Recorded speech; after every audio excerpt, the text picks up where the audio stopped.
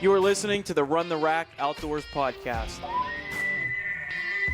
where we take an all-in, leave no doubt approach to all things adventure hunting. From the big woods to the high country. How about that? Let's learn together as we discuss with our expert guests on what it takes to be successful in the backcountry. I'm your host, Weston Homa. Let's get into it.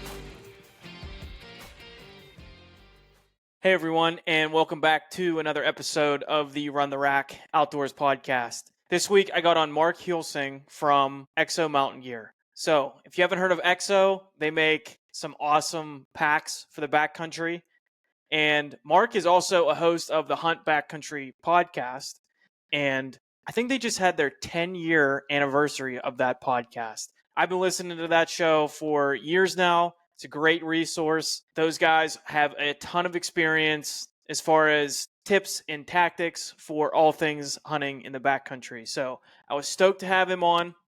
And I wanted to get Mark on too because every year the guys from EXO do what's called a death hike, where they just do some sort of extreme long hike in a wilderness or something like that. We dive all into it. But I just always saw that, and I love the fact that they do that they challenge themselves. They do it kind of in the off season of hunting, just something, another little big carrot to shoot for and train for and develop not just physical endurance, but also some more mental endurance as well. So I just love the concept of that. We dive all into those experiences that they've done over the years, not just from, okay, how did these help you come hunting season as far as like gear and things like that, but also a lot of mindset stuff, just going through and doing hard things. So great conversation with Mark. He's the man. Go check out EXO and go check out the Hunt Backcountry podcast. So that's this week. First thing here I wanted to share was I'm still doing the Mountain Tough giveaway. 1 free year on the Mountain Tough app. 2 ways to get entered. First way, and this is for 1x entry, if you leave a rating and a review to this podcast on Spotify or Apple. On Spotify, you can just leave a star rating, and then I don't know if you can really leave a review, but leave a comment on the latest episode. That way I see your name on there. So either way there, that gets you 1x entry. And then if you want 10x entries, you can buy a Run the Rack Outdoors hat. So I have one in gray and one in camo. It's like the brown leather patch. I'll be putting them up on my page to check them out if you're interested in that. Call it $25. Shoot me a DM. I'll get you one sent out. So 10 entries if you buy a hat, 1 entry if you leave a rating and a review of the show. And that is for a 1-year totally free subscription to Mountain Tough. Other things going on. So I just released episode 4 of 100-mile ultra prep. So I'm running Eastern States 100-miler here on August 9th. So we're under 2 weeks at the time of this recording. I'm on my taper, which means we're just pulling back running volume, focusing on resting and recovery. And I did get 1 more long trail run in this past weekend. Body's feeling good, but I do need to make sure I'm resting up here and not trying to do too much over the next 2 weeks. So I'm 100% ready for race day. This is my first 100-miler. I've done a handful of ultras in the past, several marathons over the last couple years, and I'm just super stoked. So stay tuned for that. Episode 4 is on my YouTube of training. So if you want to go check that out, that's live. And then, yeah, I'm going to run that race August 9th, come back, let the body recover, get all packed up, and I'll be gone for pretty much all September here. Most of my work vacation is going towards September. I have a Colorado high country mule deer tag. Going to go do that first in September and then bounce come like second or third week in September there to Idaho and chase elk during the rut. So I got a stacked next couple months and a lot to figure out, but these are all get-tos, not have-tos. So I'm super stoked. A lot of content coming from there. I'm going to share more about what works for me as far as my training and the gear I'm bringing and all those things. So if anybody has any questions on as far as fitness or endurance or anything like that, I'm getting more and more messages on Instagram as they come in. I love seeing guys just send me the results from their races. I think this past weekend I had 3 people send me that they just ran their first half marathon or marathon. Actually, it was 4 people, 3 or 4. But anyway, love that. Love that. Send me any of those stories. I love seeing guys just get after it, and we all just get in the best possible shape for hunting season. So keep that rolling, and I'm always down to respond. I might not respond right away, but I will definitely get back to everybody. If you have any questions, as far as any of that goes, or what I'm bringing on my hunts or anything like that, just let me know. So that's it this week. I hope you guys enjoy the episode with Mark. Let's have another great week. Let's work as hard as we can. Let's leave no doubt, and let's run the rack. All right, everybody. Thanks. See ya. Go Hunt has a single purpose: make it easier for hunters to get into the field. Hunting tags are only getting harder to obtain, and Go Hunt is a research platform helping navigate the ins and outs of drawing tags and researching hunts across the West. I've had a Go Hunt membership for years now, and I'm a big fan of the articles written on there by Brady and Trail. The content is next level stuff that has helped me a ton. From animal behavior to archery, they are sharing all the nuggets. I also love the hunt films on YouTube. They are extremely inspirational, and they'll make you want to get out in the mountains ASAP. Check out the Go Hunt Gear Shop, where they have everything you need for this coming hunting season. Use the code RACK, that's R-A-C-K, for 10% off eligible items in the shop. And you can use the code RACK for $50 in-shop credit when you join as an insider. So sign up for a membership and immediately get $50 back toward hunting gear. Check it out, you won't regret it. Mountain Tough produces industry-leading functional fitness programming tested and proven by backcountry hunters and mountain athletes. Mountain Tough's programming allows users to train at home, at the gym, or on the go. These videos are like having a personal trainer right there with you every workout, wherever you are.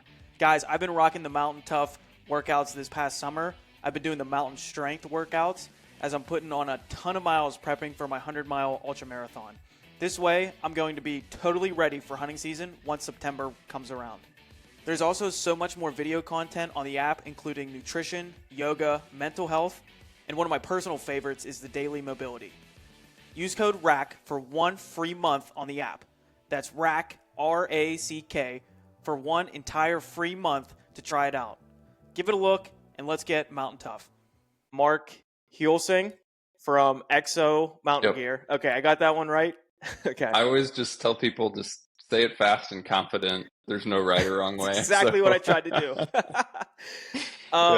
Yeah, but Mark, I've been listening to you on the Hunt Backcountry podcast, like you and Steve. You've taught me personally a lot of things when it comes to backpack hunting and everything like that. Like, you've been a great resource in the industry. I love following along with a lot of your stuff, and you guys make some top-notch gear. Stoked to have you on. Appreciate it. Feel free to give a little intro or a little bit of background about you. Yeah, the quick story is I'm from the Midwest. I'm still in the Midwest, which a lot of people don't realize, just because EXO is based in Idaho, and then a lot of the hunting stuff I do is based out in the West.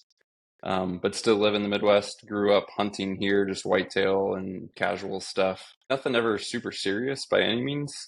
And then when I got basically out of college, I picked up a bow for the first time, and then just was, hey, I'm done with high school and sports. I'm done with college.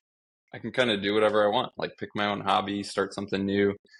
And I picked up a bow and had no idea how much I was going to love it, and then just went off on a crazy, crazy deep dive with bow hunting. Both at home in the Midwest with whitetail, and then had this idea of, like, I don't remember when it clicked, but it was never on my radar to be possible. I've always heard of elk hunting, but I just always thought everything was guided and whatever. And I truly didn't know anyone that, went from the Midwest and just went into the mountains and hunted elk. And then I realized you could legally.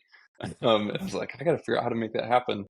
And this was what feels like forever ago, and it kind of was in the hunting industry because there were no podcasts, there was no OnX Hunt, there was no Go Hunt, there wasn't all the resources we have now. So it was very much like I felt like I was on my own, and then there was just like some books, magazines. Cameron Haynes' first book was out. I don't remember what it's called, but maybe Backcountry Bow Hunting, something like that. Backcountry Bow Hunting, or Bow Hunter, or something like that. Yeah. I've read it more than once. Yeah. Love that book. So I basically just went off that deep dive on my own.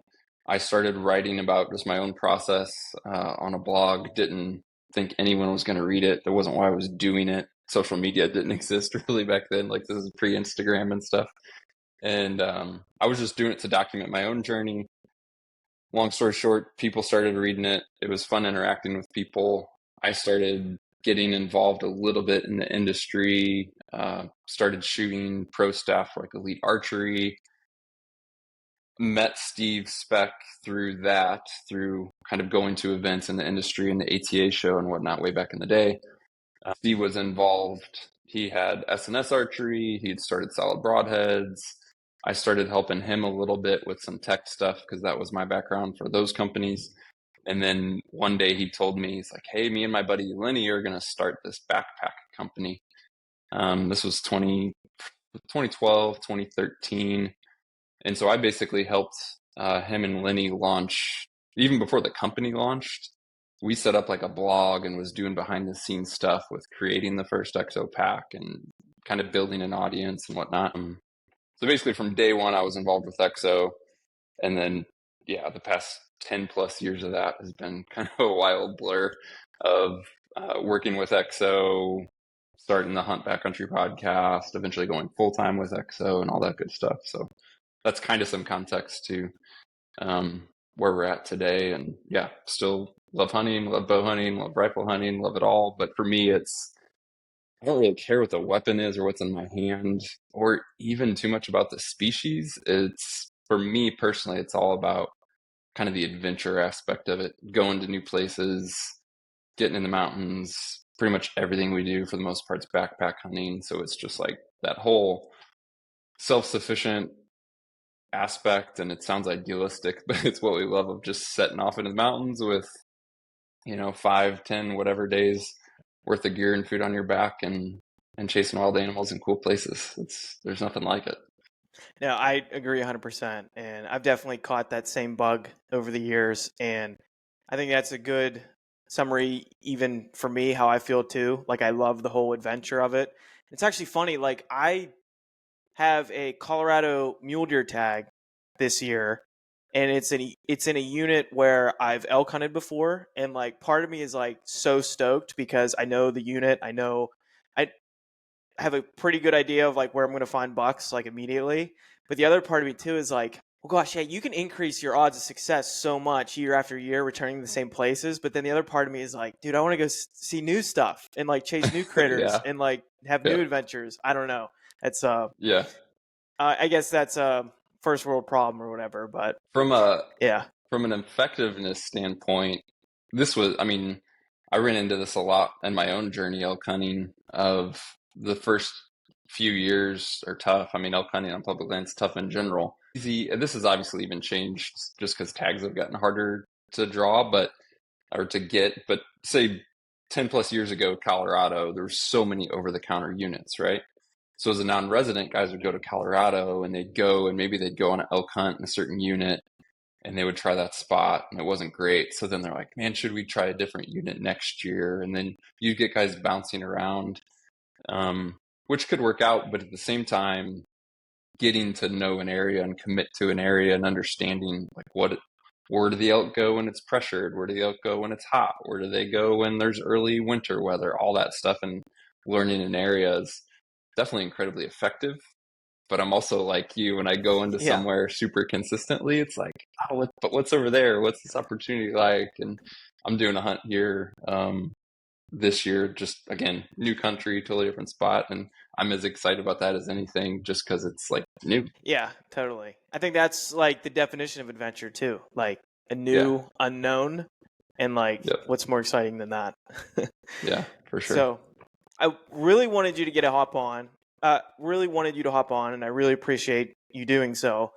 Was because I've seen EXO over the years do these things called death hikes, and I always thought they were really interesting. And there might be people listening that don't really know what those are.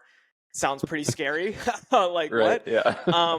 But I see you guys do them, and as someone who also just loves a challenge, and I've gone down this we talked a little bit before I hit record, like I've gone down this rabbit hole of like endurance running and everything, and obviously the long backpack hunts, like it's just these are all just huge adventure endurance events so to speak, in my Hmm. mind a little bit. So watching you guys do these death hikes and stuff seems so exciting to me, and I feel like I want to dive into them and everything, but I almost feel like I get, like, part of me is like, I get why they do that. Like, some people might think those are things you guys do are crazy, but I'm like, no, I get it. No, I just Yeah. think they're so cool. And I guess at a high level, before we jump in, like, what are the EXO death hikes for people listening? Yeah, it kind of started as a joke. The name started as a joke, not what we did. But um, going back to Steve and Lenny, who co-founded EXO,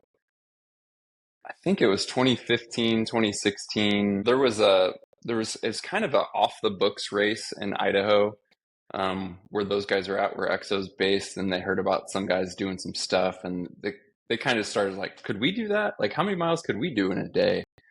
And you've done some hunts and stuff, and you backpacked, but it's like, what if we just wanted to hike? Like, how many miles can we do in a day? And so that's kind of how it started. And then it kind of spread, and it was like, well, let's get a group of guys together and see what we can do. But of course, let's not just, go on a trail. The very first one was in the Frank Church Wilderness. And it kind of was a joke, like someone might die. And so it kind of became called the Death Hike as a joke. But we just stuck with it, of course. I wasn't on the first one. My first one was following that. And I knew Steve and knew Lenny from working with EXO, but didn't know a lot of kind of the guys who had went on the previous Death Hike. And then after the first one, the legend like pretty quickly started to build a little bit, and more guys heard about it. And then so the one that I went to, it was just, I remember it was a weird feeling. Flew out to Idaho, show up at the mountain. Again, going into country, I have no idea what I'm getting into. And I think, I don't know, there was like maybe 35-ish, 40 guys. I knew two of them. And this one, the goal was to complete this route. It's been so long ago, it's hard for me to remember. It was 40 something miles. And it was kind of like, hey, we think we're going to get to this point roughly on day one. We'll probably take a quick overnighter, very minimal gear. You're moving super fast and light, but just enough to have a little bit of shelter and insulation to sleep, and then kind of finish the next day. And then, long story short, we kind of did that. We got to the spot where we thought we were maybe going to camp. A bunch of guys felt really good. So it was like, hey, let's push even further. We got to another spot that was a pretty decent place to stop, and we were losing daylight really quick at that point. And there was a few guys who were like, man, I don't know, maybe we could just keep pushing through the night. And then as other guys started to set up camp, there were some guys who were like, nah, forget that. And so a bunch of guys were setting up camp, and for whatever reason, I felt great.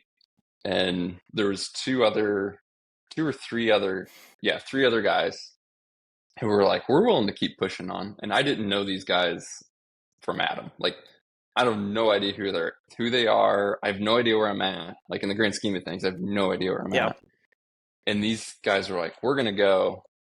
And I just remember having to make that decision of, one, do I trust myself enough that I can make it through the night? I've never really just hiked through the night before. Two, do I trust these guys who I don't know? Because we're in the middle of a Right. true wilderness. And it's like, Yeah. I'm not putting my life in their hands, but there's, like, do I trust these guys? And I was just like, I came here to see what I could do, so let's go. And so the four of us ended up finishing that whole hike straight through, never stopped. I think we got back to the trucks at like 4 a.m., 3 or 4 a.m. or something after hiking through the night. And it was such a wild, I had never done anything like it. It was such a wild experience to hike 40 plus miles, unknown area, crazy terrain. I mean, it was a bunch of elevation. Some was on trail, some was off trail. And I got done, and of course I was smoked, but I was also so energized and just like, I didn't know I could do that. And from then on, it's like, well, as long as they keep doing death hikes, I'm in. And so it's been, I think this year was the 10th, I think. And again, I've missed one or two in that time. I missed one in COVID. We were set to do one in COVID, and we were doing it in, I think it was set for April. and obviously in March is when everything shut down in 2020 with COVID. And so I couldn't travel. A bunch of people couldn't travel. Um, but even then, I had been training and leading up to it. And it was like, well, I got to do something. So I did a 40-ish mile day, a route here in Missouri that I was just like, one, I had done all this training and didn't want to waste it. And two, I just wanted to see what I was capable of, this time solo. And so I remember waking up at like 2 in the morning and driving to this trail and started hiking at 3 something in the morning in the dark. And it was just like, how far can I make it? Where can I get? And then, can I get back? And so that was one year I missed the official death hike, but did my own thing. So it's meant to be different every year for the most part. We can talk about, we repeated one. But it's just become something that we've taken so many lessons from, both practically, in terms of things like food, gear, footwear, whatever, but also just so many life lessons in terms of mindset, what we're capable of, how to push past, when you're not feeling great. Yeah, I mean, I could ramble forever, but it's been amazing. No, that's perfect because I kind of want to get into all that. But even just the story you just told right there, like I love how that year where you couldn't make it out, you still did your own thing because like you see like the value in these Oh yeah. experiences. And I feel like just so many people might like look like look at that and be like, "What'd you do by yourself like in Missouri for why? What?" But Yeah. it's like no, it means a lot to you, and you see how much like you get out of it practically, and then also just kind of like the life lessons. So but that first year, like not knowing what you're getting into, so you did like so it was like less than 24 hours and it was 40 some miles. Yeah, that's Yeah, I want to say it was pretty, like, that's awesome. we started at 8 or 9 in the morning. I think we started hiking, and then I don't remember, but yeah, we finished at 3 or 4 or something like Yeah, that. So it was somewhere around 19, 20 hours. I could see how Yeah, it was something like wild. that, yeah, I could see how something like that then at that point, even though you're smoked, just sparks that like Yeah, curiosity too. yeah, Yeah. Yeah. yeah, for sure. Because it was like, man, if I could do that, what else can I do? Right. And just not only that for me personally, but just again, going back to what we talked about up front with hunting, seeing new country, and it was like, what else is out there? I've been in the mountains here, but I haven't been there, and it's addicting. Yeah, very cool. So the latest one this Yeah, past year, can you tell us a little bit more about what you did on this one? yeah. So this year in 2025, we went to the Grand Canyon, which we did in 2024 as well. All before the Grand Canyon, everything we've done has been um, for the most part, very remote and like mostly off trail or piecing together our own routes. So we haven't done much in terms of established routes Grand Canyon's a national park. Everything's much more been wilderness, a lot of off trail stuff. So part of it is historically the unknown of, we're making up a route as a group, or sometimes Steve's making it up and not telling the group. And it's like, you can look at it on X, but you don't know what it's actually like till you do it, type thing. I had done, I don't know what year it was, maybe 2015. Me and a buddy went to the Grand Canyon, totally separate from a death hike, and I did a rim to rim. So we started North Rim and hiked to South Rim.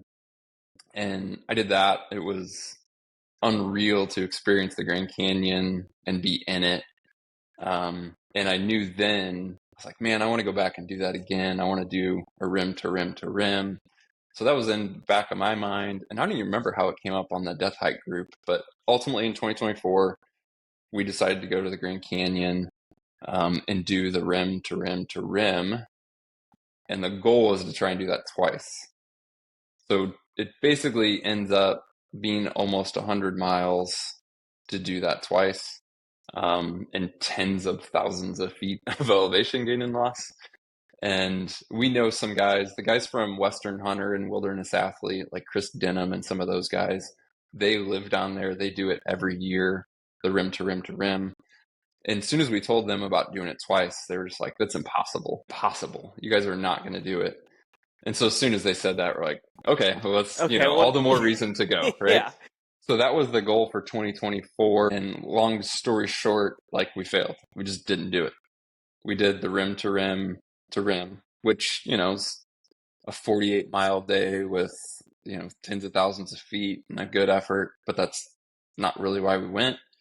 I can get into the story of why no one did day two, but I mean, there's some guys who couldn't physically, and then there were some guys who could, and we didn't. We had some guys, long story, like short version is we had some guys stuck in the canyon till like 3 a.m. and a snowstorm came in. We were super worried about them. So like I had finished day one at I think 9 p.m., but I was up to like 3 a.m. trying to make sure that everyone got out of the canyon safe and that these guys, we couldn't, even though they had an end reach, we couldn't contact them. And it was full on like snowstorm conditions, bad visibility. If people have done the South Kaibab Trail in the North Rim, if it gets slick, there's some exposure, but there's a lot of footing that's really bad. And then you have guys who have at this point almost been hiking for 24 hours. And if you've never hiked for 24 hours straight, mentally you start not making good decisions. So we were justifiably a bit worried about them. And so a bunch of us didn't get sleep. And then it was like, I don't know if we can do day two on no sleep type thing. Because something else unique with hiking the rim to rim to rim is you have to start early. Like we couldn't have finished at 3 a.m. waiting for those guys and then slept a bunch of hours and started later the next day. You can't. So anyway, none of us did day two. We all left feeling dejected. We all left going, they said we couldn't do it and we didn't do it. That's not right. Right. So that was 2024. So it was like, well, 2025, we're going back, and that's not happening again. We are not just doing day one again. And so that was the goal, was to go and do the rim to rim to rim and then turn around and repeat. Obviously this time we knew the trail a bit better. We knew what to expect. Weather's still a huge variable. There's a weird balance there of you don't want to go too late because the heat in the canyon gets brutal. But then it's like, do you go too early and risk running into snow again? Or especially on the North Rim, they actually get quite a bit of snow. So good portions of the North Rim hold a lot of snow and ice and can be difficult to traverse. And actually the North Rim's not even open until later in the year. But as long as you start from the south and go north, you can get to the North Rim. There's no facilities, there's no service, there's no access to the North Rim other than hiking there. Yeah, I've And seen. they just had a crazy wildfire. I don't know if you saw that. Oh, I did not see that. I've Yeah, seen. the whole, like last week, the whole North Rim had a massive Oh fire. my They vaxxed gosh. the canyon and the lodge that's there, which I've been to before. Super amazing, gorgeous, historic lodge got burnt and lost. So it was pretty tragic. Oh my gosh. No, I didn't even see that. I've seen some people though in the ultra running world run rim to Hmm. rim or rim to rim to rim, and yeah, I'm always curious what time of year people go because yeah, it always seems like there's at least like a little bit of snow there, and then obviously you don't want to go too Yeah. late. What time of year did you guys do this? So we went in April. Okay. And it's a good time to go. When I went the very first time, years and years ago, and I just did the single north to south, we went what they call opening weekend. So the North Rim generally is going to open mid-May, around May 15th. That's when we did it. And when we started that very first year at the North Rim, it was about 30 degrees. And then it got up to like 96 down in the canyon. So it's a Oh huge my temperature gosh. variance. It's Yeah. wild. This year, and last year, obviously last year we had all the snow. So it's clearly below freezing. And then the highs were probably low 90s. I'm not for sure exactly. I didn't check. They have in the bottom of the canyon, they have what's called Phantom Ranch and a couple places where you can get like an official temperature. I didn't look, but you essentially roughly are going to go from low to mid 30s to low to mid 90s in that April timeframe. Yeah. Gotcha. Okay, so you arrive back for some revenge. Yeah. So how did things go? It went good. So day one, I can't remember how many guys we had. I want to say around 20-ish. I think it was 22, 23. Could have been high teens. It was plus or minus 20 guys. We all camp at one of the campgrounds, and so we hike straight from there, and it's 2 to 3 miles to get to the rim before you actually drop into the canyon. We started at roughly 4 a.m. You're dropping into the canyon in the dark. One of the coolest things is descending the South Kaibab Trail with a sunrise. That alone is an experience of a lifetime. Just absolutely amazing. When you start descending off the rim on South Kaibab, there's these really steep switchbacks, and it's dark. And so you just see all these headlamps, like little ants going back and forth on these switchbacks. And then eventually you start to see some sun and get a full-on sunrise in the Grand Canyon. It's unbelievable. So yeah, I mean, going into this year, at least for me, it was day one doesn't matter. Like, doesn't matter because that's not why I'm there. I'm not there to do a rim to rim to rim. I've done that. I don't care. To me, day one is like, I don't do CrossFit, but I know a bit about CrossFit. And on some CrossFit workouts, they have this concept of what they call the buy-in, which just basically means that like, hey, before the actual workout starts, you have to do this. It could be, I don't know, like it could be 100 burpees. So it's like the buy-in's 100 burpees and then the workout starts. So to me, day one was just buy-in. It was just Yeah. miles I had to do because nothing matters until I'm doing day two. So I tried to stay super consistent on day one, really patient. Just was really mindful of one, not going too fast, but also, even though the Grand Canyon and those trails are established trails, there's spots of them that are pretty rough. They get a lot of foot traffic, but then they also get the mules that go up and down. Mhm. And so there's spots where there's a lot of like unevenness, there's a lot of ruts, there's a lot of step downs.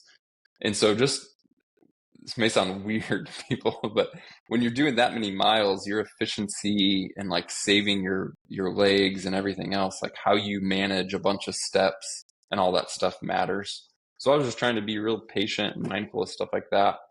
Um, and day one, I mean, went great. I felt good.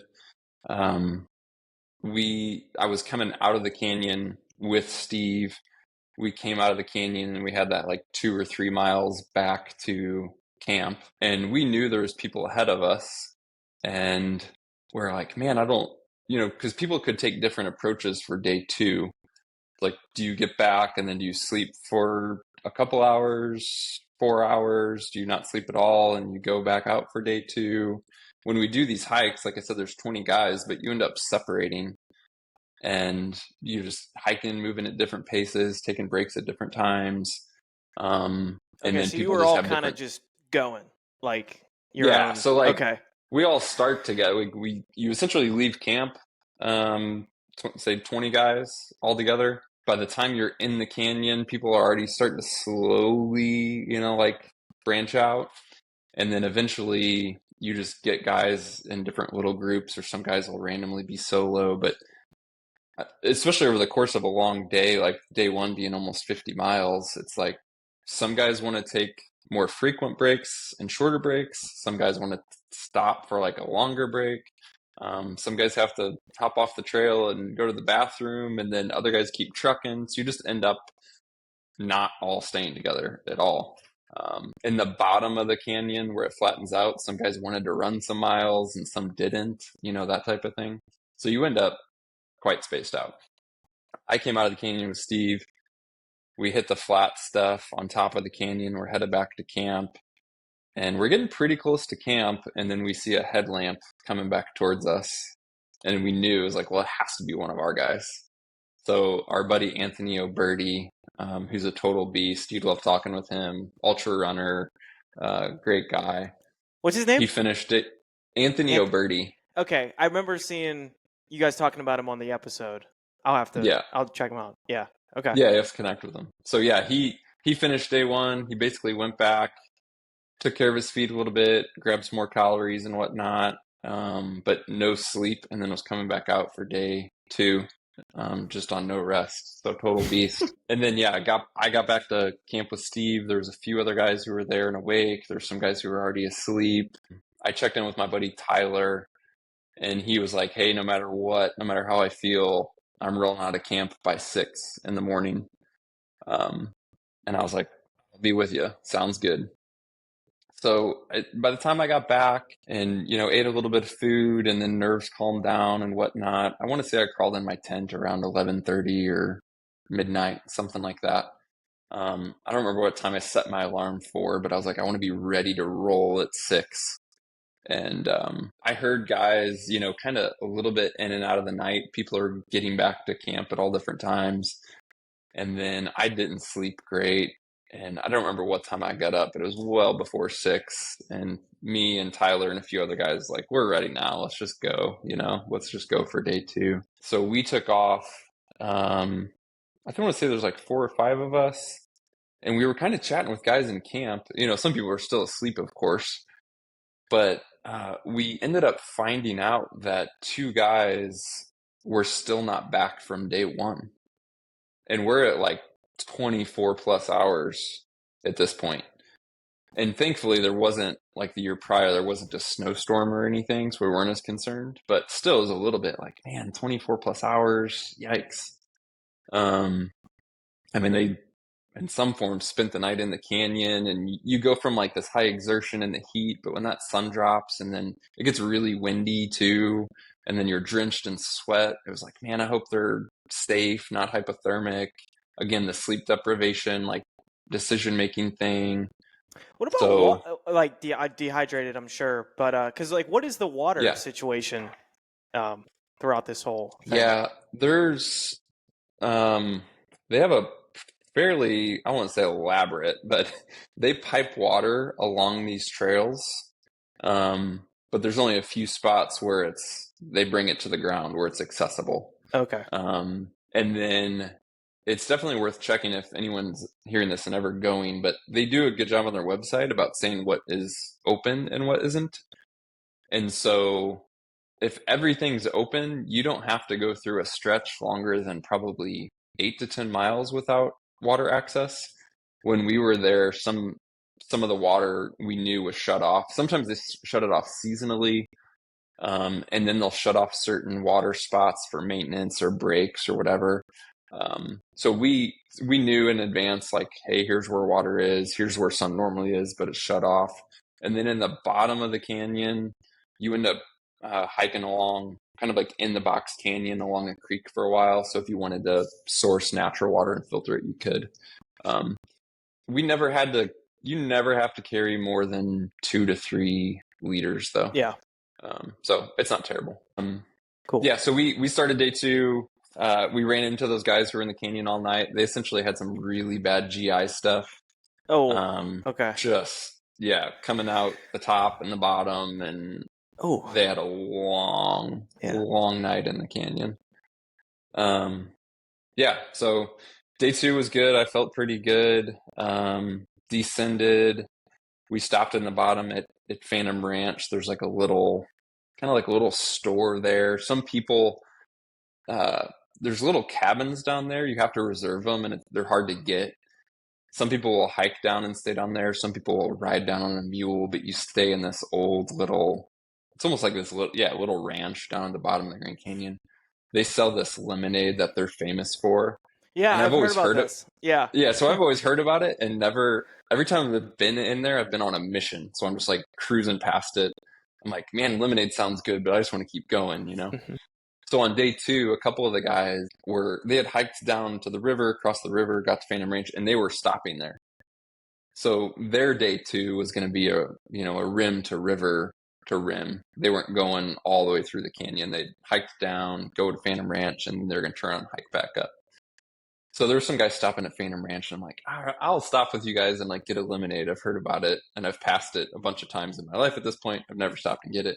I was somewhat disappointed when I walked into the little Phantom Ranch store and saw that they just had a Minute Maid like dispenser of lemonade. Oh, I was like, I thought this was like some special, And maybe they put some secret sauce in it, or maybe it's just so good because you're in the middle of the Grand Canyon and you're hot and you're Maybe that's exhausted, and it's why. just Minute Maid lemonade. But Oh, okay. it was pretty good. I mean, it was good in the moment. Right. Um, That's funny. so we kind of stopped and took a small break, did that. When we left Phantom Ranch, I think I was with 3 or maybe 4 guys who we left together.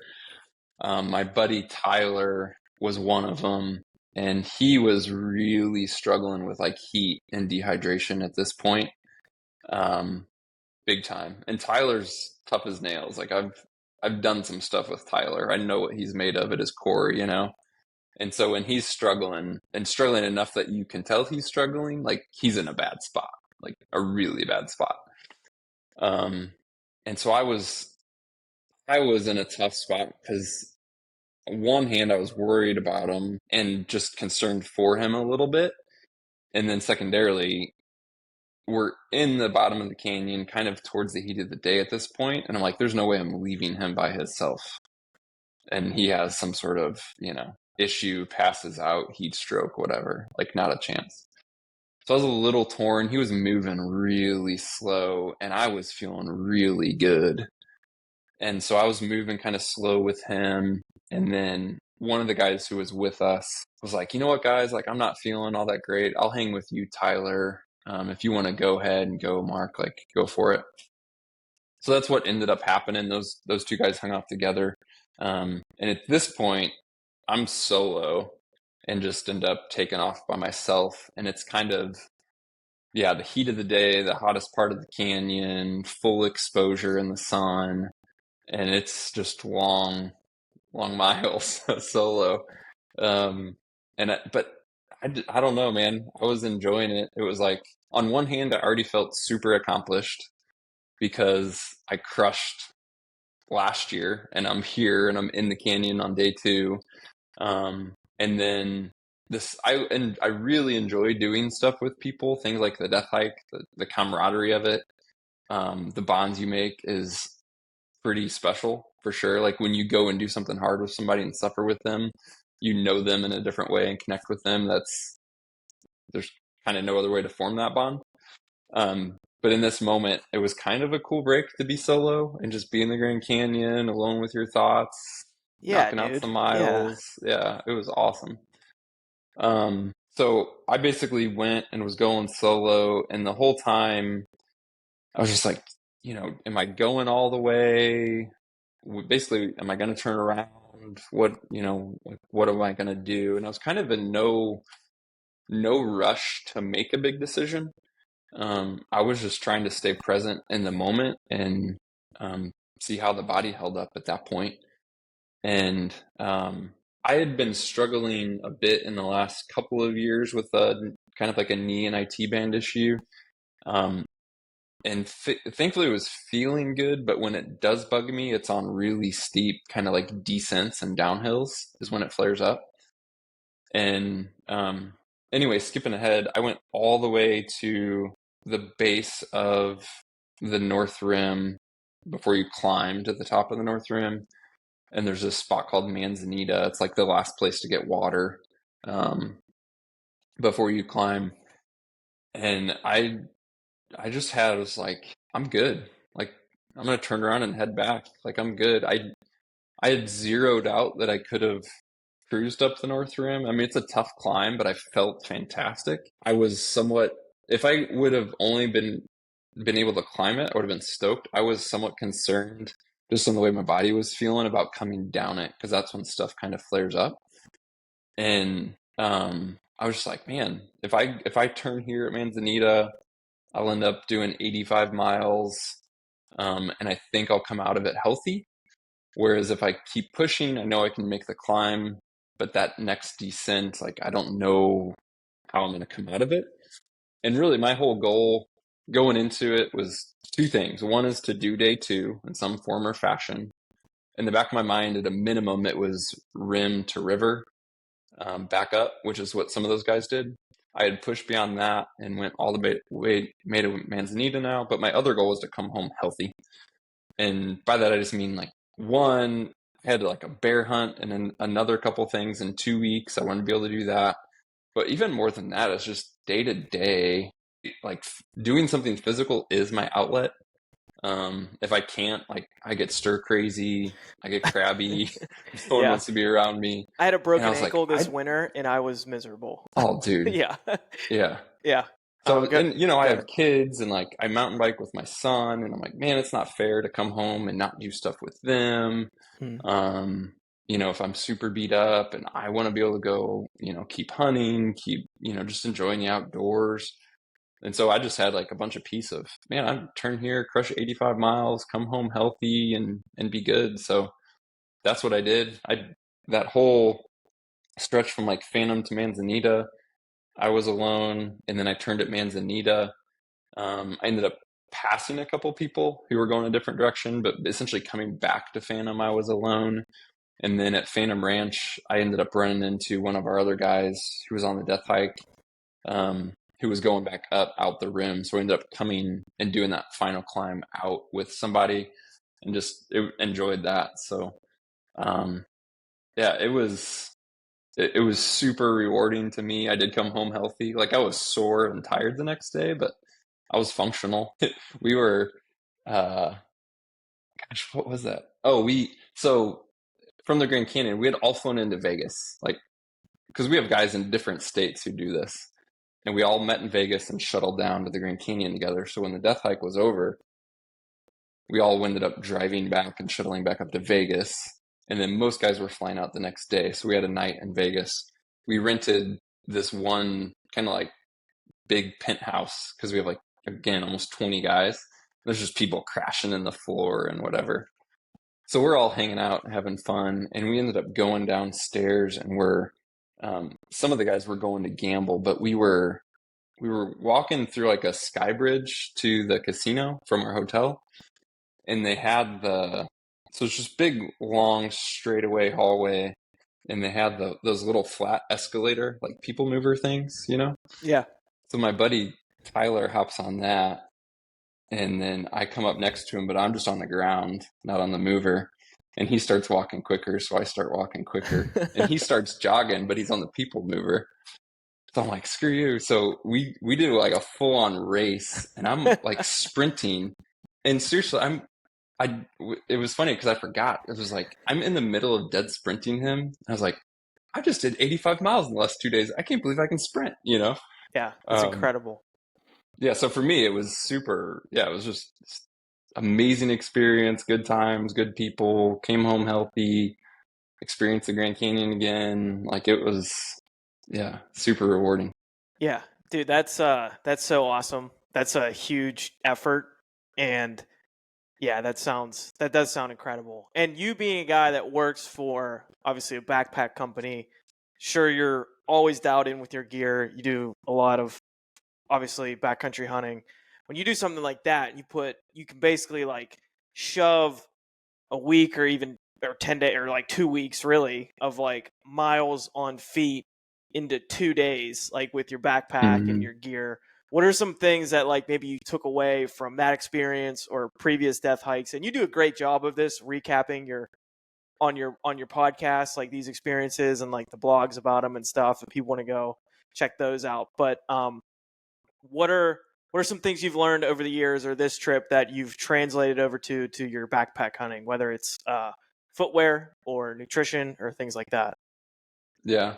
The Grand Canyon's probably a more poor example of this, compared to some of the other death hikes we've done. With the Grand Canyon being, on trail and all that stuff, like footwear is essentially trail running shoes. Some of the other death hikes we've done, you need a more footwear, so you get some more crossover into hunting stuff. I mean, we still don't like big, heavy hunting boots, but in general, I would just say foot care alone, we've learned a lot on, just in terms of, um, one, this is different for everybody, and there is no easy answer. But when you do things like this, you figure out what works for you.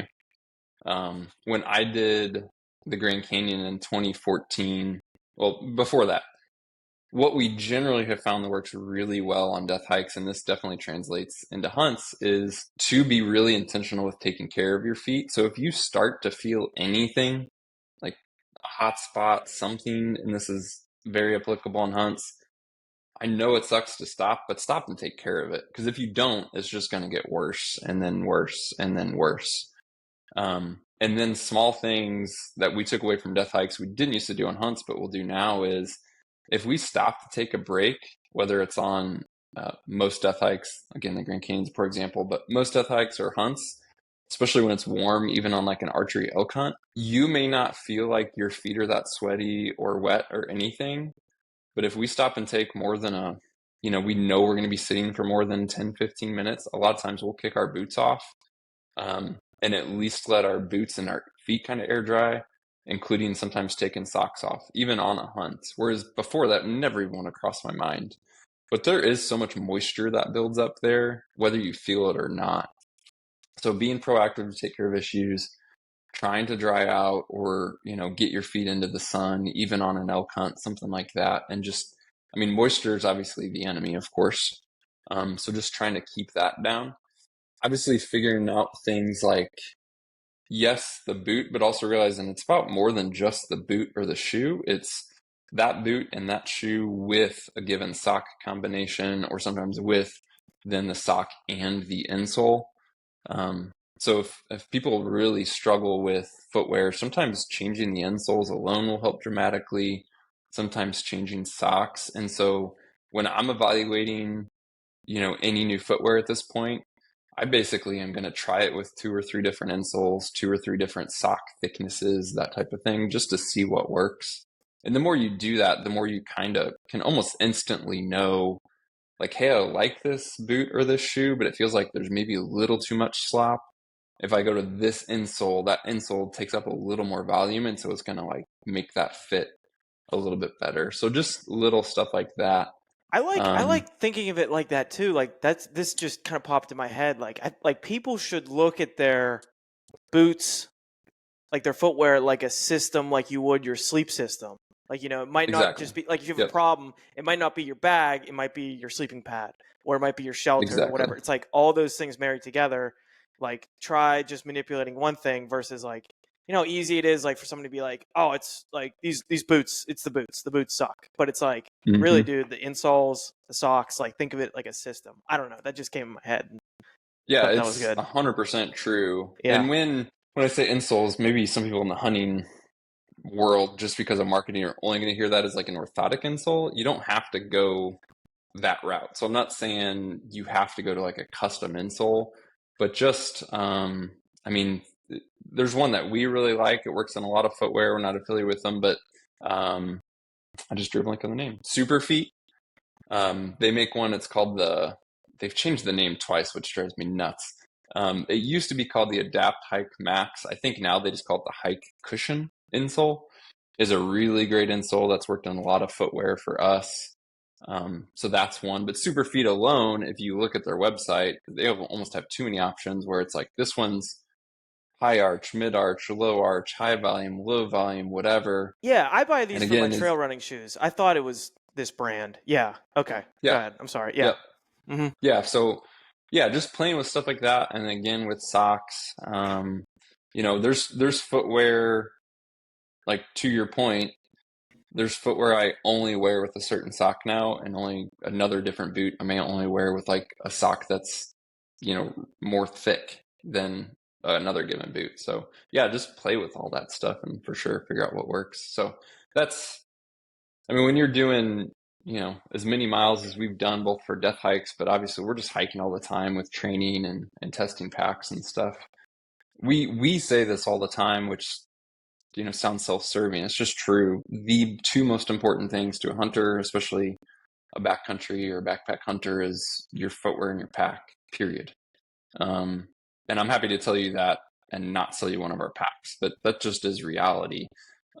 If you hunt and cover ground in the mountains and then have to pack out game, there's no ifs, ands, and buts about it. Like footwear and pack, you can skimp in so many other places. And I'm not even saying you need to spend a lot of money on those 2 things. You just got to figure out what works for you with those 2 things. Um, yeah, that's been huge. A lot of other stuff is nutrition. The death hike is definitely an extreme example, but there's lessons we've learned that apply to our hunts, right? Because the death hike, something like the Grand Canyon, is so demanding and you're doing so many miles. I mean, I'm packing 5,000 plus calories, pushing 6. I'm not going to take that on every hunt, of course, but I'm also not hiking 50 miles a day on every hunt. Right. But just not only what works for you, but then being one thing that we have a buddy, Kyle Camp, who's a nutritionist. He has a company called Valley to Peak. I just did an episode with him, if you can believe it. Oh, did you? That's so funny. Yeah. And I knew you guys Yeah. were kind of linked up, and I failed to mention that I had you scheduled. But anyway, I got connected with him from Weston Paul at Mountain Tough. And then I Oh, know perfect. you guys knew each other. I failed to. Yeah. Yeah, I meant to say to Kyle, yeah, I got Mark coming on. But no, I literally just recorded with Kyle. Nicest guy. Oh, cool. Dude. Yeah, he's the man. Oh, dude, he's great. Yeah. Yeah. I mean, I literally on my phone right here, he texted me while we were talking. So that's he's so a weird. good friend of mine outside of hunting and everything else. But he knows his stuff nutritionally. Yeah. And I got to know him years ago. And one of the things he turned us on to early in the death hikes, and he goes on the death hikes now, which is cool, but is just timing of different macronutrients. So looking at things like, on a death hike, not everything is super intense. So even though it's a long day and you're burning a ton of calories, it's not like your heart rate's always super high or you're doing something really intense. But if you know in particular, hey, we're about to climb 3,000 feet, it is going to take some more effort. It is going to be a little bit higher demand. It is going to require some fueling that's going to be more fast acting. Is just taking more carbohydrates and sugars specifically at that time versus, shoving in something that's like higher in fat, higher in protein, hard to digest. And that's not only helped with fueling that higher intensity effort, like say a big climb, but one thing people overlook, and to kind of oversimplify the science, when you're doing something really demanding, especially these long duration events, and you're going to know this from trail running and ultra running, but your system is going through a lot. And when people don't realize that your digestive system pulls resources like blood. And so things that are really fast acting and easy to digest essentially just takes less demand off of your digestive system. And so when you're already under a lot of demand, your system's under a lot of demand. When you eat things that require more to digest, so more fiber, things like that, you're already under demand, and now you're asking for your body to do more. And that's where a lot of people end up with like cramping and gas and stuff like that. So, timing of fast acting carbs, sometimes just the pure amount of like more fast acting stuff. Some of that's just figuring out what sounds good to you, because what sounds good when you're hot, sweaty, exhausted is different than when you're sitting recording a podcast. And then salt is a big one too, especially for something like the Grand Canyon with the heat. I mean, quite literally take salt tabs and supplement, with electrolytes that way. And, that's definitely carried over into hunts and demanding hunts that we've done. And just even looking at things like, I even plan, this is super nerdy, but I'll plan my nutrition a bit differently for, say, like an archery elk hunt versus if I was doing even the same conditions, but like archery mule deer.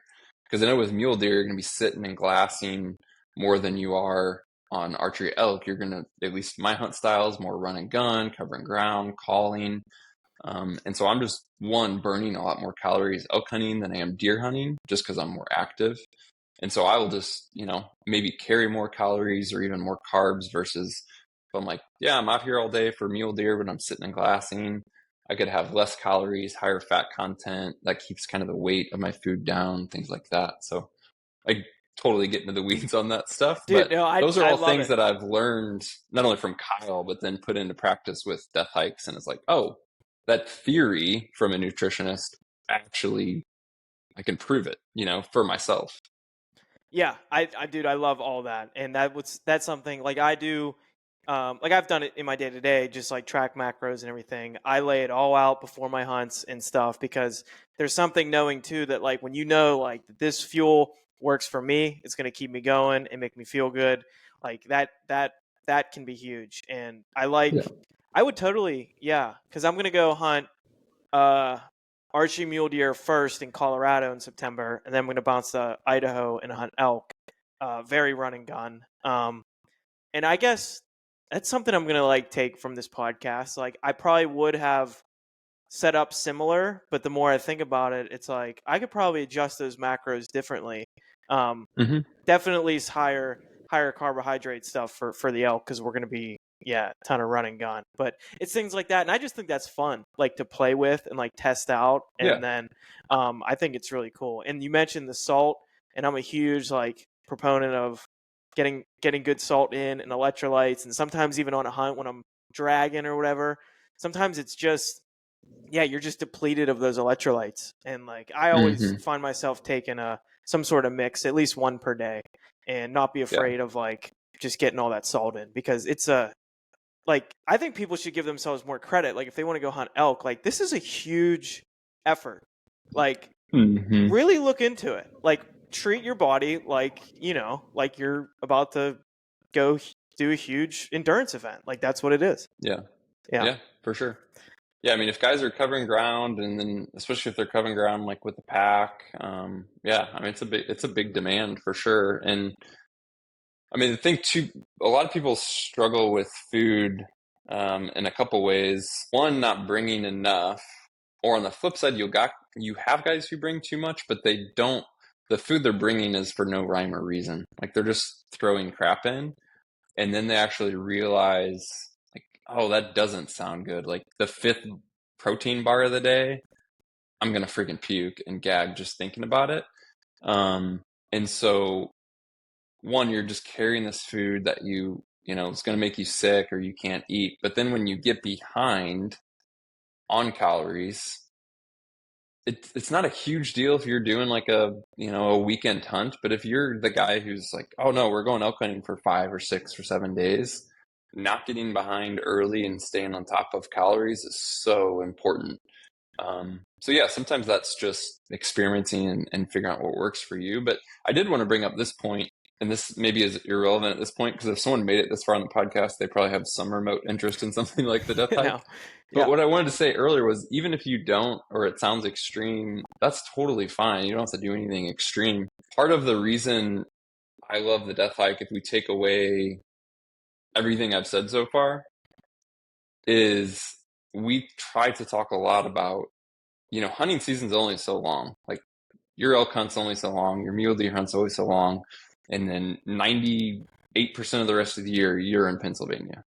So it's like, what can you do practically while you're in Pennsylvania to be a better hunter? And by that I don't mean like shooting, e-scouting, whatever, but just to figure out like what footwear does work for me, what calories do work when I'm actually doing something, all that stuff. So it doesn't have to be a death hike, but if guys aren't doing something proactively to just say, like, it could be as simple as an overnighter.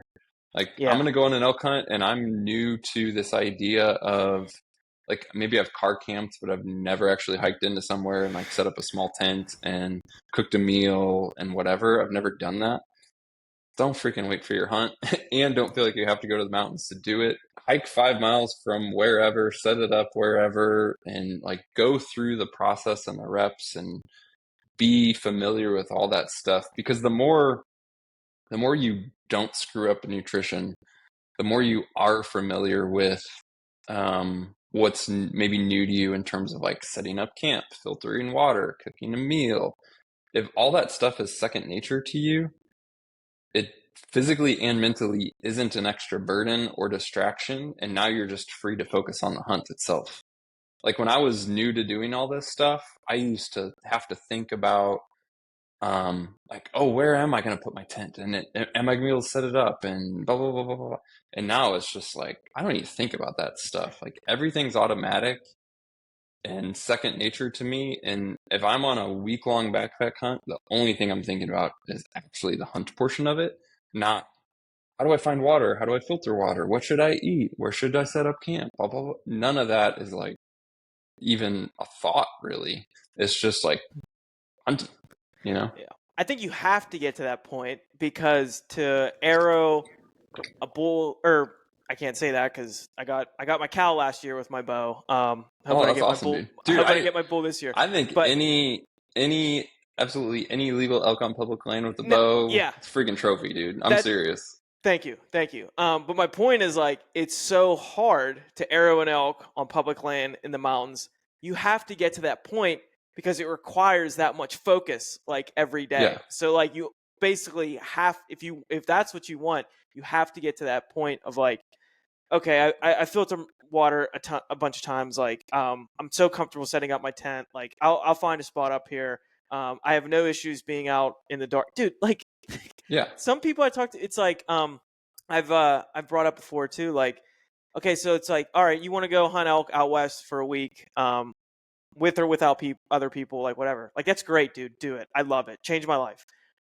When's the last time you went camping, like in a tent, not like in your truck or in a Yeah. RV? Like, just go, because that's what I just started doing. I just started backpacking, going places just by myself too. Yeah. Knowing, one day I wanted to be very confident doing it out west, but it's like, do it. The first few times I did it, like I grew up camping and outdoorsy and stuff, but like truly, I'm gonna hike in, set up a tent, and like just sleep out Mm-hmm. there. I remember the first few times doing it. I was like, you're uncomfortable. It's a little Yeah. scary. Yeah, so don't Yeah. wait till you hunt to do that. I can Yeah. test to that. It's real. Yeah. Yeah. I feel like I was maybe the only guy in Missouri who used to go backpack turkey hunting and that type of thing. Yeah. And it was just because it was like, hey, I know I want to be a better elk hunter, a better mountain hunter, a better Yeah. backpack hunter. And so I would just, every opportunity I could get, I would backpack whitetail hunt, backpack turkey hunt. I would kill a whitetail and be able, if I wanted to drag them, and like get them to an easy spot and do the whole typical processing. But it'd be like, Mhm. no, I'm going to stay right here on this weird slope that this buck died on, and I'm going to do the gutless method. That's exactly it, dude. That's what I do. Yeah, And then I go to too. I say also like do that. Also too because it's fun. Like if you're not having fun it doing that is. Yeah, either, I promise yeah, you, like you're gonna hate it. Like yeah. out west. So like do it and enjoy it. But dude, I could go all day. I did want to touch on kind of one more thing with these death hikes. So like I said, you do a great job with recapping each year, blog articles and everything. And I found a blog article that you've linked a few times from 2022, and just Hmm. talked a little bit about like some life lessons from these adventures. And I'm a huge personal development mindset guy. Like I love kind of diving into this, and maybe if you'd like to touch on a few of those opportunities for growth and overcoming Hmm. those challenges, things you told yourself out there, things maybe you then translate over to a long backpack hunt. Um, Curious if you have any good mantras. It's popular like in the endurance world. People have like a thing that they can just say and repeat to like keep them going. Anything Hmm. like that. Yeah. Yeah, yeah. Don't. This is gonna sound weird. One of the mantras I have isn't a mantra, but it's just a reminder that I'll tell myself. And this could be on a death hike. It could be on a hunt. Is just in the moment when stuff is hard or sucks or whatever. It's like this is what you wanted. Not that you want it to be hard per se, but I do a little bit. But just the whole, it's easy to like say a guy goes on the archery elk hunt. It's like, dude, you've been dreaming about this hunt for probably years. You've been planning for it for months. You've spent money. You've given up time from work, from family, for whatever. And now you're here on day 3 and the elk are quiet and you can't find one and you're going to sit around and complain. It's like, it doesn't make any freaking sense. Like you wanted to be here hunting elk and it's not easy and it's not meant to be easy. And do not even dare think about like going back to the truck because then you're going to spend the next 11 and a half months kicking yourself for quitting. Right. So I just remind myself in a death hike or in a hunt, it's like, no, this is what you wanted. You want to be here. And if you weren't here, you'd want to be back here. Even in the hard moments, like you would want to be back here. So for me, it's just remembering, it's like, man, I signed up for this and I wanted this. And for me personally, is also like, and I did leave work and family and whatever else. Like at the end of the day, I am doing something selfish. I don't mean that in a negative way, but it's also like, hey, I'm not going to go home and complain to my wife that the elk weren't very vocal Yeah. because I just got done chasing elk in the mountains for a week while she was home, like with kids and stuff, right? Mm-hmm. So it's just that, like, that mindset because we're so trained to focus on negativity, complaining, whatever. And we have to like fight the opposite of that and fight for something else because not only does it keep us there, but that's like, if you're in your head, you're not hunting. And so it's also just, I mean, this is a lesson I've learned over and over. I mean, I could tell you, I mean, I've literally hunts like flashing before my eyes of there would have been every reason this hunt wouldn't have worked or that I would have ran out of time or whatever, except I did arrow an elk on the very last night of a really crappy week of elk hunting. And I did kill a mountain goat on the very last morning of a 9-day hunt. I And remember I watching did that, dude. That kill, was epic. yeah. But go So ahead. it's just Yeah. like, I've learned that over and over again. And I know it's hard for people to, until you have lived that, to like have that confidence. But at the same time, take it from me, it ain't over till it's over. And so you just have to like stay into it. So that's more on the hunting side than the death hike and physical stuff. But yeah, for that, I don't have like a mantra other than also just reminding myself that this is definitely a lesson I've taken from the death hike. We did one in, I think it may have been 2019. We did a 100 miler, and this was over 3 days in Idaho. Um, and it was the first. I hate to pick on him; he's gonna get mad at me, but whatever. Jake, who works for us, we call him Jakey because he's younger than us. It was his, like, he was so excited to go on this death hike with us. And he was super young then. He's a lot more mature now, but we're like 6 miles into a 100-mile hike. And he was like so excited. And it is exciting to start and to be there with everybody and whatnot. And he's like, man, I just feel so good. Like, this is going to be so much fun. I feel so great. And I'm like, Jake, just settle down. Like, we're 6 miles into a 100-mile hike. And can I tell you what? I'm glad you feel good. You're not going to feel good in a little bit. And it doesn't matter. And so that's something I still just remind myself of is however I feel right now, it actually doesn't matter because it's going to change. So whether I feel good, it doesn't really matter. I mean, it's great. I'll take it and I'll enjoy it. Or whether I feel bad. When we are in a spot where we feel bad or something's bothering us or, there's something negative going on, we instantly default to this is the way it is and it's the way it's going to be. When in all reality, it may be the way it is right now, but that doesn't mean that's how it's going to be. So, that could be conditions. It could be elk vocalization. It could be how you feel. It could be that your leg's bugging you. It could be that your stomach hurts. It could be that you don't have any energy, whatever. If you just keep going, I guarantee you something's going to change. But we don't intentionally make that decision and realize that it will change. So when we're in something hard, or it's like there's no glassing visibility, or, we're doing something physical and we're tired, it's so counterintuitive, but just because you're tired now doesn't mean you're going to be tired in another hour. So just keep going and see what happens. So Yeah. I So guess if that's not a mantra, but that's just something I come back to almost like I said before with this last year's death hike of day one doesn't matter. I also tell myself, however I'm feeling right now, it doesn't matter. And I don't mean that in like I actually don't follow him. I only know the stereotypes, but like, I know that a David Goggins type guy is all about like, how you feel doesn't matter and it's mind and blah, blah, blah, blah. That's right. fine. And there's truth to that. But I just know from my experience, how you feel right now actually doesn't matter. Because if you keep going, you're going to feel different. For good, bad, maybe you feel worse in an hour.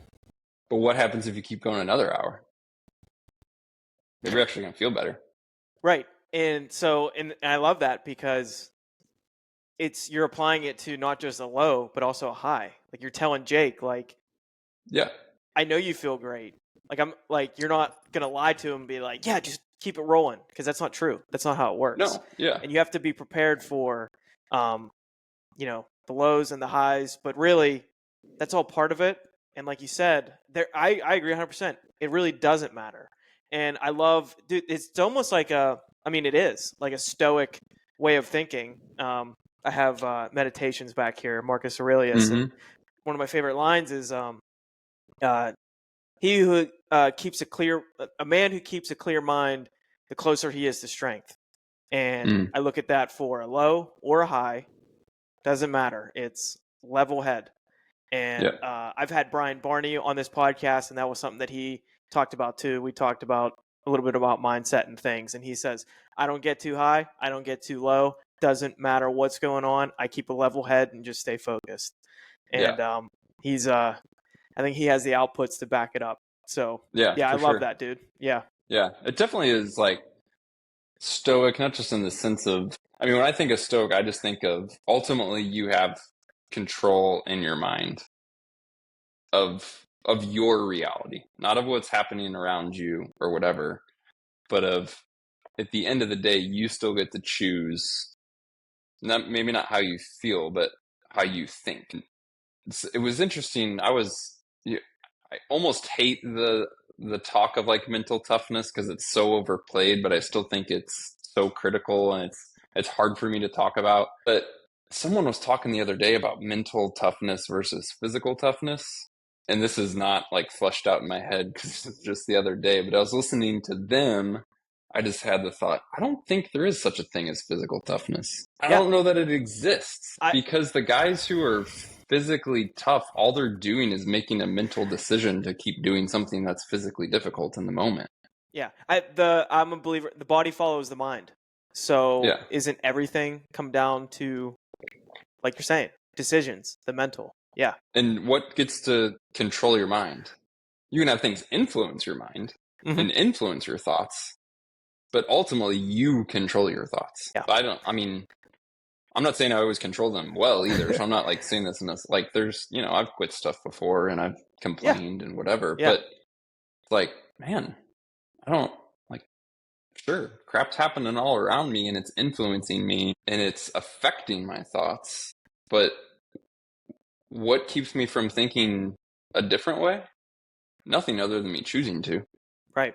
I don't like, No, I love yeah, it. It's really, yeah, you might not be able to control everything that comes in, but you can always control how you react. And yeah, or that respond. or respond. Yeah. Yeah, And what's cool about that too is then how you respond. I found in like some of these things, you can flush out some of that negative thought and just build some momentum, and then some positive things start to come back in just based yeah. on making decisions when maybe you didn't feel like it or something. So Mm-hmm. no, I love this, dude. Love it. Hey, dude, this was such a great conversation, and I don't want to take up too much more of your time.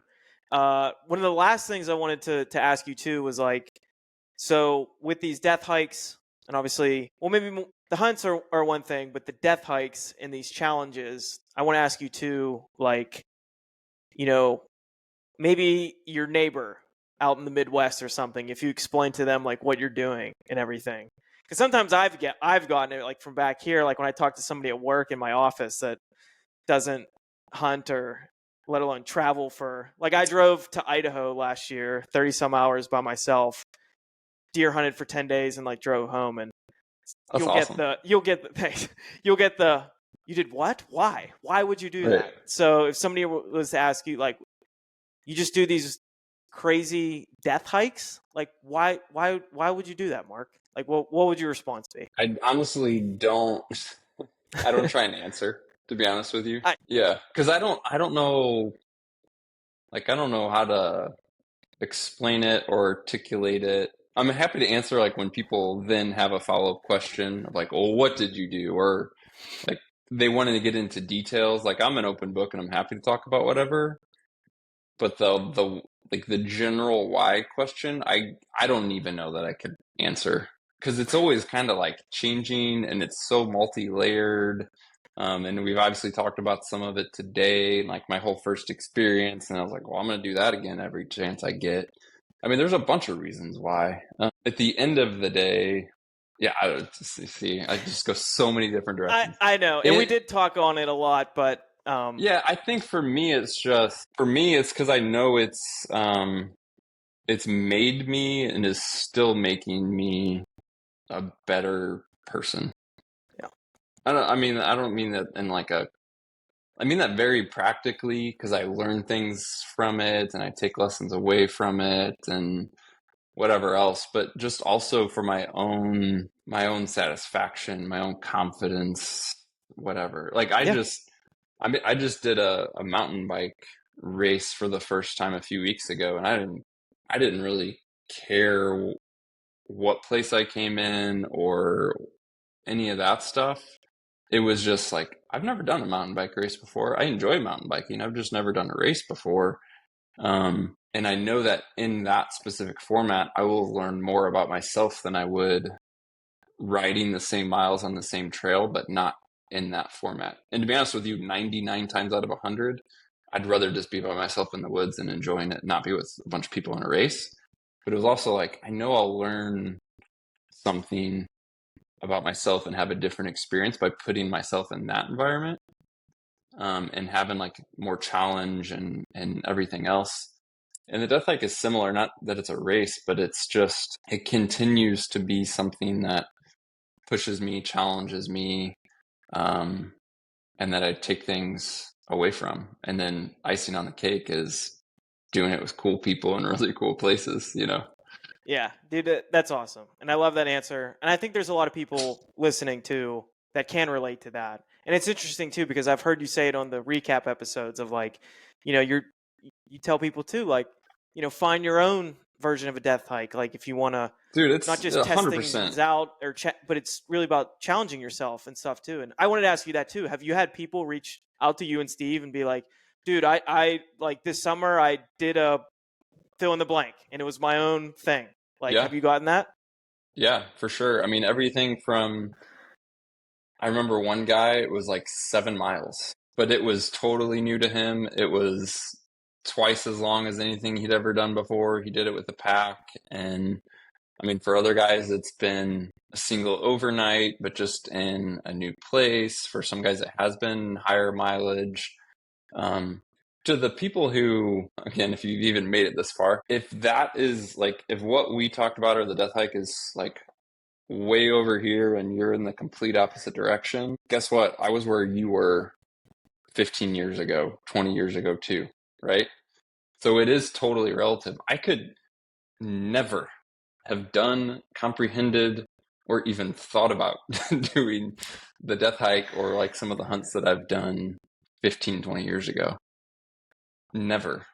And that, I mean, that alone is a principle of why I keep doing this stuff. Because, like, what is possible keeps changing, and like that line keeps moving, and it keeps moving in different ways. Like, for me, practically, it's not even just about me anymore, but it's like with real world constraints of, hey, I have, more demands on my time with work and family and more limitations on training and how much time I can devote to stuff. It's like, how can I still keep growing while also balancing everything else in life and not neglecting other stuff that's, honestly more important than hiking and hunting. And so, yeah, it's just always, I think I can make this statement. It doesn't have to have anything to do with hunting or hiking or whatever.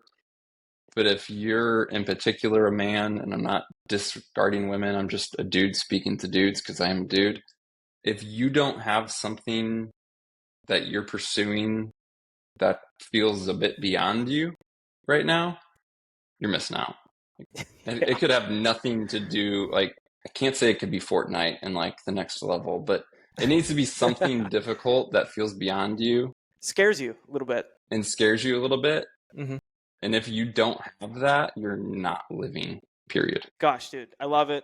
I really hope somebody listening can take a lot from that. I love how you're saying, 15, 20 years ago, you never thought you could do this. I hope that gives people a lot of activation energy as well, because it's so easy to see people doing crazy things on social media and think like, oh, they're just special. That's easy for them. They could do all that. Get Dude, off we were social talking. media and go do something. Yes. Yeah. Yeah. That's a It doesn't matter great, what everyone else great is way to leave doing. it. Yeah. And Like, if it scares you, like, that's okay. Like we were talking, dude, I'm running this 100-miler in a few weeks. I'm scared. I'm scared to death. But every day I wake up and like I have this like target and this mission, and I believe in myself. I'm like training hard. I'm building the confidence, and it's just done. Dude, it's done wonders. And same with these yeah. hard hunts. It's the same. It's all the same. So Yeah. hopefully people listening can take what Mark's saying and just put something on the calendar, because it's awesome. Do it. All right, dude. Well, I appreciate your time so much. I think this was a great conversation. I love this. Yeah, I enjoyed it, man. Yeah. Where can people find you? Find EXO? Anything exciting coming up from EXO people should be looking out for, or just where can people find all that stuff? Yeah, I guess our website's probably the best spot. It's just EXO, mountaingear.com. Our podcast is there. There's a bunch of free resources there. So even if you're not interested in a pack, I think there's a lot of knowledge, information, stuff that could help you hunt more effectively. Our friend Kyle is a free nutrition guide. There's a free training plan. There's a bunch of gear lists. There's a ton there. So just go there. Yeah, for me personally, I'm easy to get a hold of if you want to email me. But I don't do social media or any of that stuff. And yeah, so just go to exomountaingear.com. Perfect, dude. Love it. Yeah, definitely, guys, check out their stuff. And like I said, their podcast is it's taught me a lot over the years. You and Steve know your stuff. Great resource. So Appreciate definitely check it out. Yeah. All right, dude. Well, we'll wrap up. I'll let you go. Thanks again. And yeah, thanks again for everybody listening. And we will catch you on the next one. See you, dude. Hey, if you liked that episode, please share it with a friend, share it on your story, and give the podcast a rating and a review on wherever you listen. For more of this type of content, you can head over to the YouTube channel and follow along on all the social platforms. Really appreciate it. See you on the mountain.